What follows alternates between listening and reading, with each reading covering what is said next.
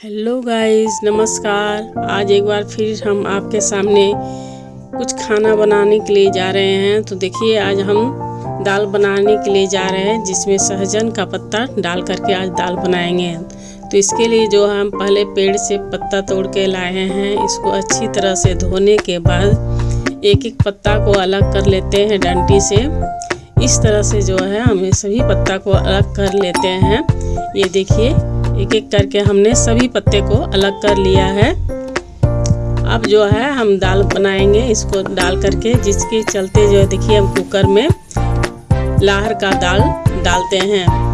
देखिए, अच्छी तरह से लाहर का दाल को धो लिए हैं। घर का दाल है, इसमें एक दो छिलका भी है, खाने में भी बहुत टेस्टी लगता है। ये घर का बगान का दाल है। अब दाल में हम पानी डाल देते हैं। पानी डालने के बाद जो है उस पर हम साग को जो धो करके अच्छी तरह से रखे हुए हैं, साग को डाल देते हैं। देखिए, इस साग को हम डाल दिए। डालने के बाद जो है इस पर हम नमक हल्दी डाल देंगे। चलिए, हम इसमें नमक डाल देते हैं और फिर इस पर हम हल्दी डाल देते हैं। मात्रा के अनुसार नमक और हल्दी दिए और एक टमाटर को काट करके उसमें हम डालेंगे। तो टमाटर को हम छोटे छोटे पीस में काट लेते हैं। उसके बाद इस टमाटर को उस पर डाल देते हैं। डालने के बाद जो है इसको हम कुकर का ढक्कन बंद करके गैस में बैठा देंगे और 5 सीटी होने तक इसको हम पकने के लिए देंगे। देखिए, कुकर में हम दाल बैठा दिए हैं। सीटी मारना स्टार्ट हो गया है। जब ये 5 सीटी मारे तो उसको हम उतार करके अपने आप ठंडा हो जाए तो हम कुकर को खोलते हैं। खोलकर देखते हैं कि दाल बहुत अच्छी तरह से गल चुका है। देखिए, पूरा दाल जो है अच्छी तरह से गल चुका है। अब इसको हम अच्छी तरह से घोट देते हैं कलछुल की सहायता से ही, कि पूरा गल चुका है। थोड़ा सा ही करने के बाद ही वह हो जाएगा। तो देखिए, इसको हम कलछुल की सहायता से ही अच्छी तरह से घाट दिए हैं। मेरा दाल अच्छी तरह से पक भी गया है।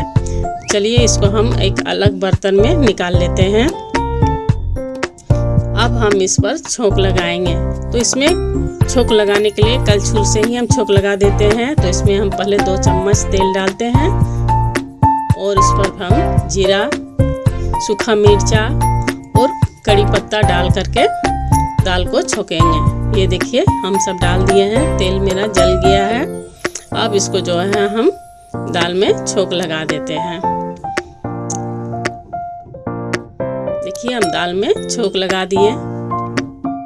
ये दाल खाने में भी बहुत टेस्टी होता है। और सहजन का पत्ता तो आप लोग सब जानते ही हैं, बहुत फायदेमंद चीज़ होता है, तो उसको खाते हैं। चलिए, अब हम दूसरा कुछ और बनाते हैं। तो देखिए, आज हम क्या बना रहे हैं। ये आलू चना का सब्जी बना रहे हैं।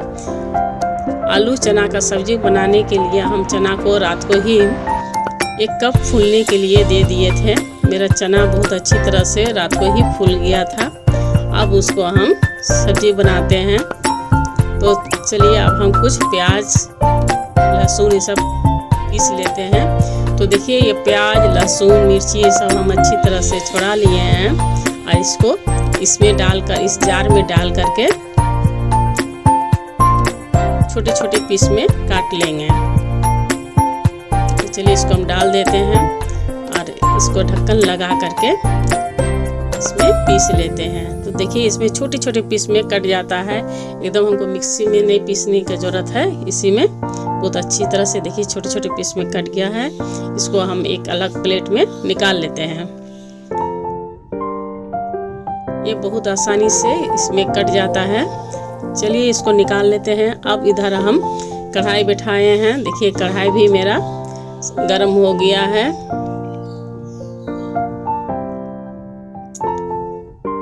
अब इस पर जो है हम तेल डालते हैं। इस पर हम जीरा फोरन और पचफोरन डालेंगे। तो चलिए, हम पचफोरन डाल देते हैं और जीरा डाल देते हैं। और जो प्याज को हम छोटे छोटे पीस में काट के रखे थे उसको डाल करके अच्छी तरह से उसको हम भूंजेंगे। जब वह करीब आधा भुंजा जाए कुछ गलने लग जाए तब उस पर जो है हम चना जो फुला करके रात को रखे थे, फूलने के दिए थे, वो चना और आलू काट करके रखे हैं उसको मिला देंगे। तो देखिए ये आलू और चना दोनों को हम देकर फिर इसको हम 5 मिनट तक भूंजेंगे मध्यम आंच में। तो चलिए इसको हम भूंजते हैं। जब आधा भुंजा जाए तो उस पर हम नमक डालेंगे और उसके बाद उस पर हल्दी, उसके बाद गोलकी, जीरा, धनिया, ये सब का पाउडर उस पर हम डालेंगे। डालने के बाद जो है उसको फिर से हम कुछ देर तक भूंजेंगे ताकि सभी मसाला भुंजा जाए, नमक अच्छी तरह से मिल जाए। और उस पर हम उसको थोड़ी सी लाल मिर्च पाउडर डाल देंगे। तो चलिए हम लाल मिर्च पाउडर भी डाल देते हैं।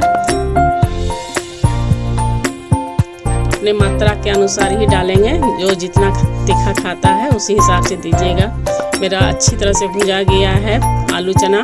अब इस पर हम 1 गिलास पानी डाल करके पकने के लिए छोड़ देते हैं। चलिए 1 गिलास पानी डाल दिए। अब उसको ढक करके हम 5 से 7 मिनट के लिए छोड़ दिए थे। और देखिए मेरा इसमें आलू भी पक गया है, चना भी अच्छी तरह से पक गया है। अब इसको हम अच्छी तरह से चलाते हुए मिला देंगे। इसी तरह से थोड़ा मिला देंगे, 1-2 आलू तोड़ देंगे तो ये खाने में भी बहुत टेस्टी लगेगा और सब्जी भी देखने में अच्छा लगेगा और अच्छी तरह से ये मिल जाएगा। तो ये देखिए मेरा सब्जी बन करके तैयार हो गया है। जब तक मेरा सब्जी थोड़ा तैयार होता है तब तक आप लोग से रिक्वेस्ट है कि आप मेरे चैनल को लाइक, सब्सक्राइब और कमेंट अवश्य कीजिए और शेयर कीजिएगा। आप लोग भूल जाते हैं लाइक्स करने के लिए। तो चलिए अब हम और एक सब्जी बनाते हैं। तो पटल का आज हम भुजिया बनाएंगे। तो ये लोहा के कढ़ाई में बना रहे हैं। लोहा के कढ़ाई में भुजिया बहुत अच्छी तरह से बनता है। तो देखिए इस पर हम तेल, जीरा और हरा मिर्चा काट के दे दिए और पटल जो काट के रखे थे पटल को भी उस पर डाल दिए। डालने के बाद जो है इसको हम थोड़ी देर भूंजेंगे और उसके बाद हम इस पर हल्दी, नमक ये सब डालेंगे। नमक जो है अपना मात्रा के अनुसार ही दीजिएगा। तो हम मात्रा के अनुसार इसमें नमक दे दिए हैं, हल्दी दे दिए हैं, मिर्चा पहले ही दे चुके थे। और इसको हम करीब ढक करके 10 मिनट तक भूंजेंगे। इसी तरह से चलाते हुए भूंजेंगे। देखिए मेरा ये पटल का भुजिया भी तैयार हो गया है। चलिए फटाफट हम टिफिन में आप तैयार कर लेते हैं, ताकि बनाने के बाद हमको बाहर भी जाना है। तो ये रहा मेरा सब्जी